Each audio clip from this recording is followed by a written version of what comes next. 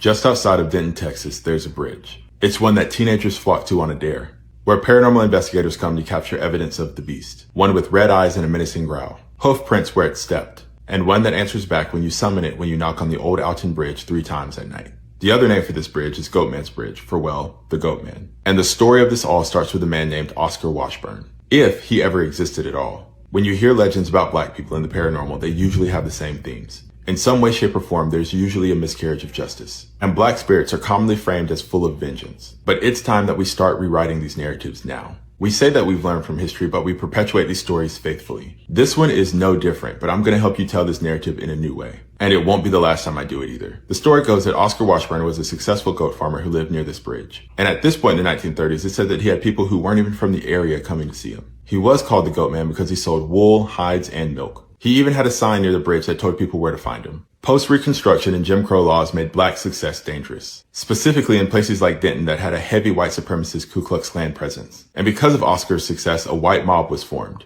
And one night they came and grabbed Oscar, took him to the bridge, and lynched him right there. And when they came back to cut the rope, nobody was found. Nothing was there. And in the very same breath, partly fear and fury, they went to his house, burned it down with his wife and children inside and all of his possessions. And that's where the alleged story of the demonic Goatman starts. Historically, an Oscar Washburn never existed in this area. There are no NAACP records, no newspapers, nothing. Which either means he was systematically removed or he never existed in the first place. But whether or not he did, Oscar represents a story in the United States as old as time. He represents every community, his own community, that were just looking for places to thrive. Those who had their lives and everything else taken simply because of their skin color. And because they were looking for a way or found a way to help themselves from nothing. So Oscar was turned into a monster. And outside of him physically being a goat farmer, they chose to use the spiritual manifestation of an actual goat. Symbology that would be widely recognized as evil and demonic. And then they went further with red eyes, hooves for feet, the feeling of being stalked, and the classic call and response in threes. And because of the times, and even now, we've refused to look into the mirror and see what the real monster was the entire time. The KKK didn't just go away,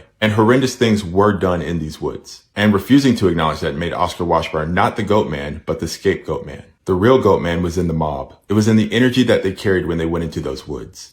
It was the things they did to people that they could not stand. It was the thought form that their negative energy conjured up. They knew this, but they also knew that they could bury this under racist tropes. Ones that reverberated throughout the country. Ones that you can feel every time a black ghost story has been told, but not retold. Whether Oscar Washburn is or isn't real, there's a truth that comes out of this. The paranormal should be a powerful vessel to reconnect truths to our history. But when we use it to rewrite it, we're doomed to haunt ourselves. And at the expense of people whose names we should be honoring.